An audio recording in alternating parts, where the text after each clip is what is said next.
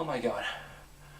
100 episodes. Oh my god. Oh my. And it's my birthday this week. Oh god. Okay. I need to do something big. Something huge. I need a green screen with explosions. Yes! I need a fuck ton of cameos. Oh, so you've done 100 of these videos, and not once have you asked me. You told me That's cool.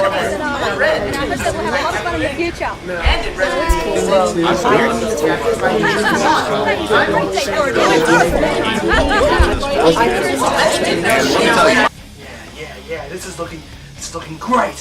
What else do I need? I need to start my first storyline! You thought you could stop me? Nothing will stop me! Evil Enigma from taking over the... Damn it, I'm bad at this!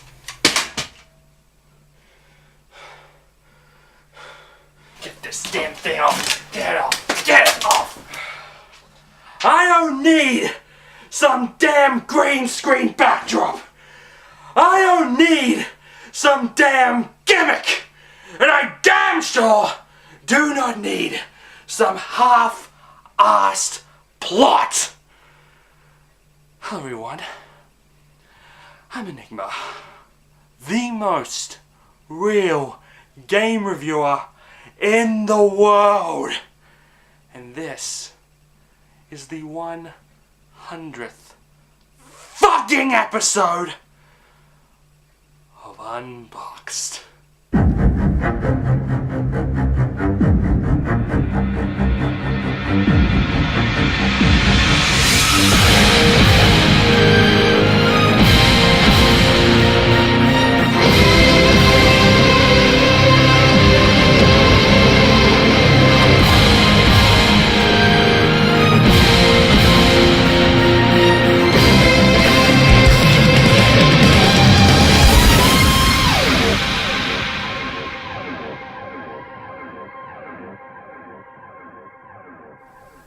That's right guys, 100 episodes of Unboxed.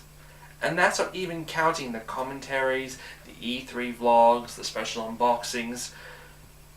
And yes, tomorrow is in fact my 25th birthday. So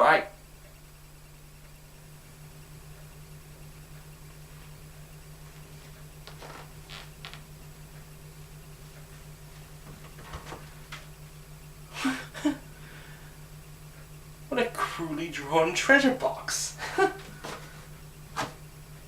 Ooh. I think something's inside.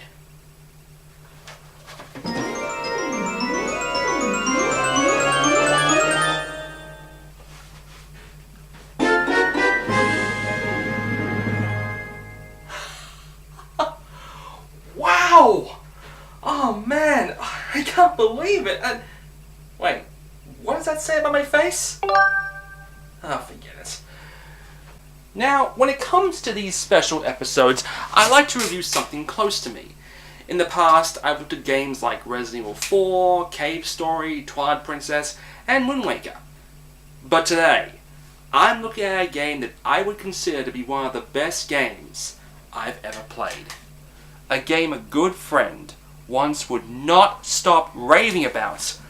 Up until the point when I finally found it on a shelf at a JB Hi-Fi in Melbourne, I fell to my knees and cried a little. A game directed by Hideki Kamiya and developed by Clover Studios. Yes, today, for Unboxed's 100th episode, we look at Okami!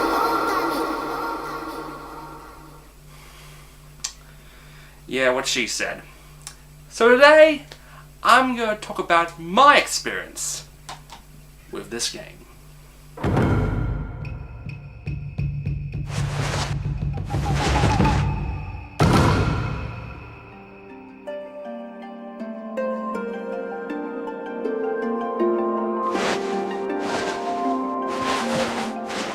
The game begins with a story. about a tiny village being ruled by a vicious beast with 8 heads.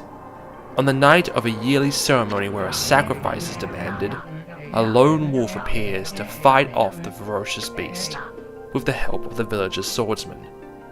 The wolf seems to defend the village by manipulating the world around him. After the beast is vanquished, however, the wolf, known as s3e26, dies.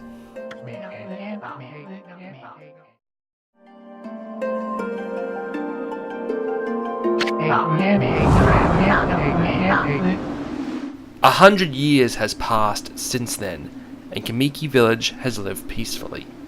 The swordsman, known as Nagi, has placed his sword, now dubbed Tsukuyumi, and placed it inside the moon cave, until the fateful day some idiot decided to pull out the sacred blade and releasing the 8-headed beast that plagued the village a century ago. A beast known as Orioki. Orioki immediately plagues the land, sapping all life from around him, which calls upon the goddess Sakuya, who watches upon Kamiki village, to call on the reincarnation of the wolf s3e26, introducing us to Amaterasu. Majestic, powerful, and lazy.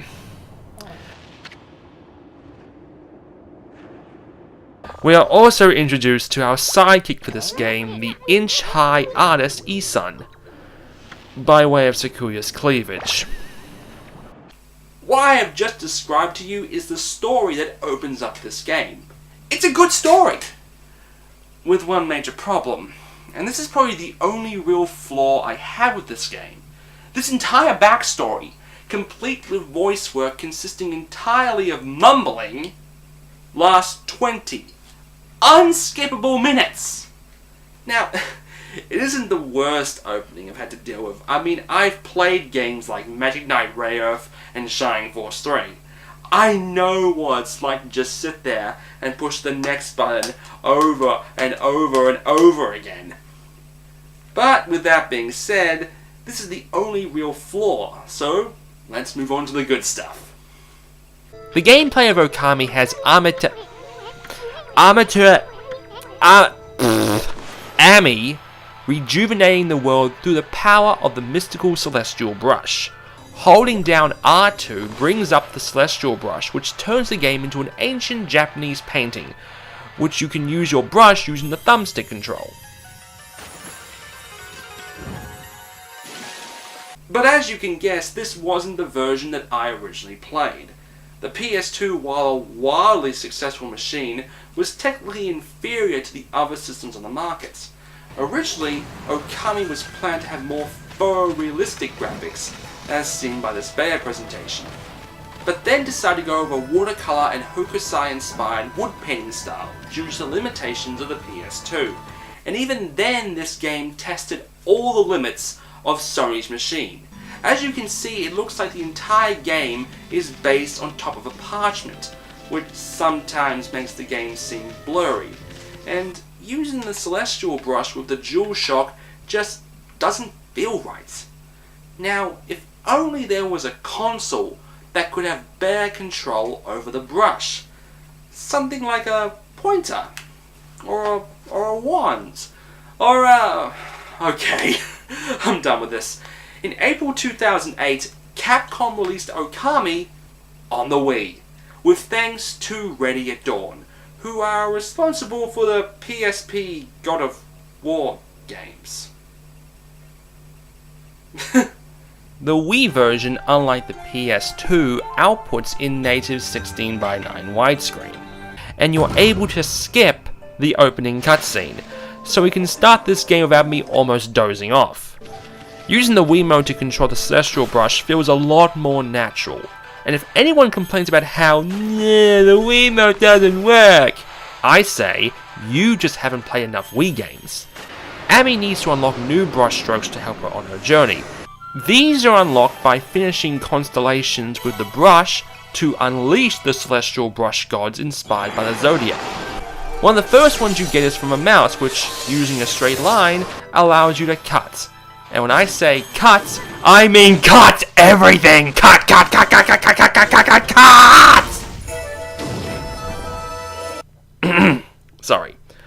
After this, you're able to bring life back to Kaneki Village and get to socialize with everyone. And by that, I mean tackle and cut everyone you see! We're introduced to the sake brewer Kushi, the lazy hero who claims to be a descendant of Nagi Susano, and the village elder Mr. Orange. Hey, when he was younger, was he known as Orange Kid?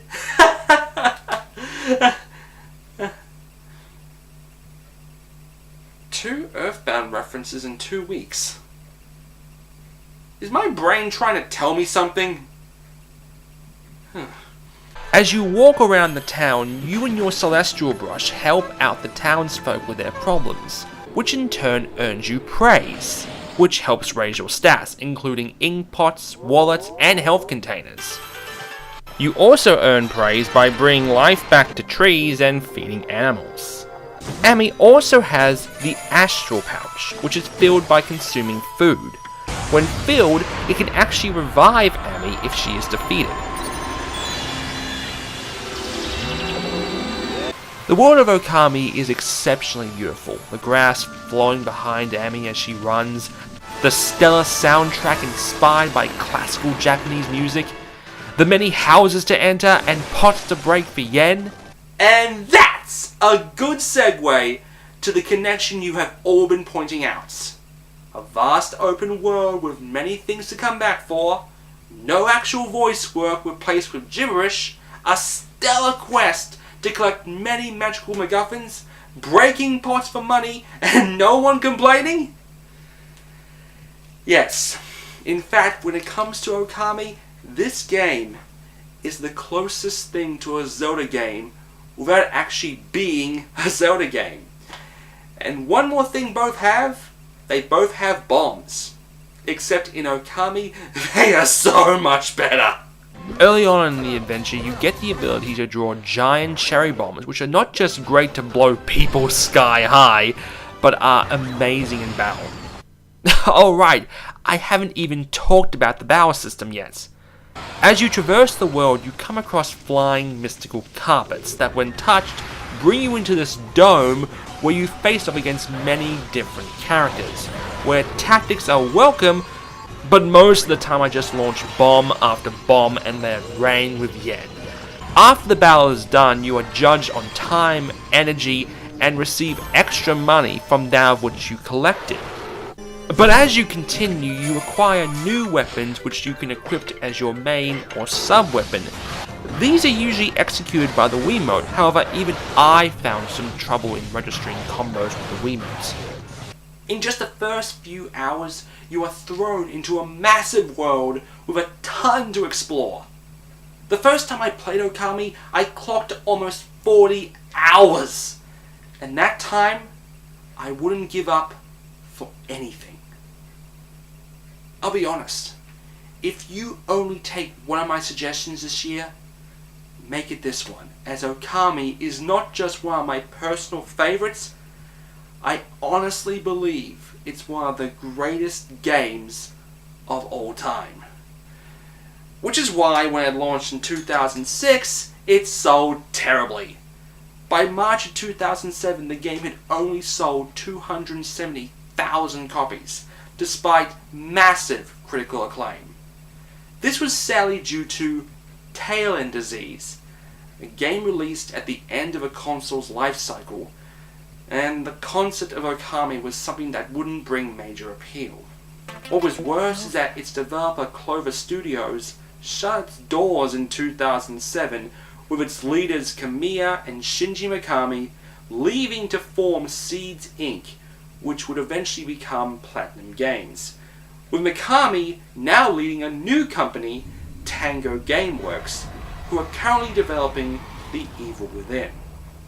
So, sadly, a sequel to Okami seemed unlikely, but with the success of the Wii port, it was announced that a sequel for the DS would be made, known as Okami Den. Really? The DS and not the Wii? I mean, sure I get the touchscreen, but what has this game got to offer me?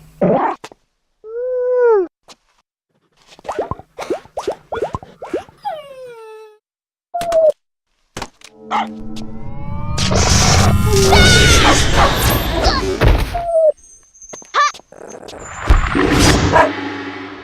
my god, so cute!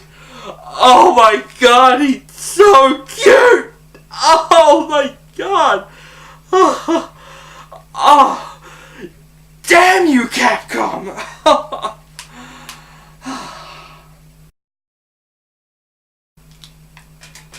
Damn you, Capcom! Okami is actually set 9 months after the events of the original, where we play the role of Ami's son,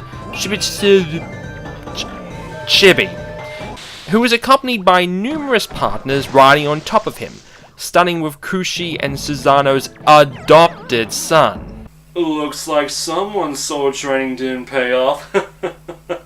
Although I do wonder, who is Chibi's father?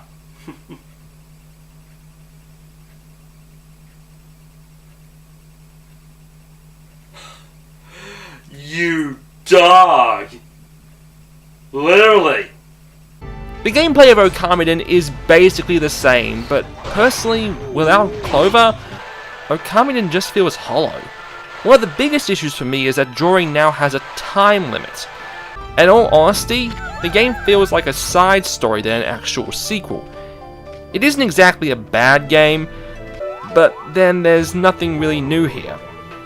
But I will admit, Capcom made a killing on Chibi plushies. But last year, Okami would be remade in HD for the PS3.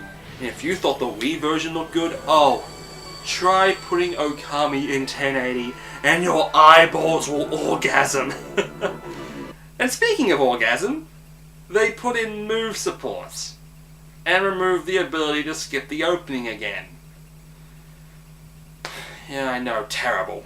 If only there was another HD system that had better input for the brush. Sort of like a tablet. Maybe an alternate universe. Okami HD goes for $20 on the PSN. And as of now, Okami is available on 3 major systems. If you can't play it now, tell me, how is Halo 4? Okami is one of those games that means the world to me. It goes up there with my all-time favorites. If you love this world of gaming, then you owe it to yourself to give Okami a chance. It may actually surprise you. Like this. And with that, Unboxed 100 comes to a close. It's been a crazy ride, and there are plenty of people I want to thank. I want to thank Go Nintendo and Screw Attack for supporting this show and featuring me on their sites frequently. I want to thank Ferry Gonzalez, one of my best friends in the world, who has done some amazing artwork for this show over the past 2 years.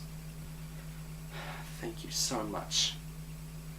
And I especially want to thank all the people who have supported me throughout the years. And I'm not done yet. Next week, for episode 101, we look at another Hideki Kamiya game. Guess which one it is? See you all next... What? Thanks. Yes. Platinum Games designer Hideki Kamiya has told 4Gamer in a recent interview that if there's an opportunity to create a sequel to the beloved Okami, then he would definitely like to make it!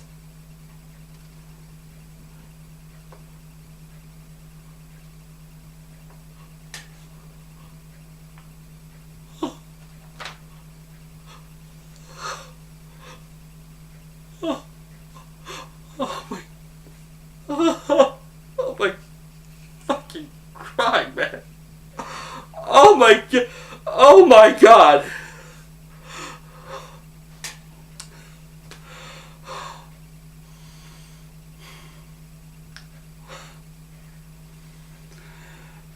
That's one way to end your 100th episode.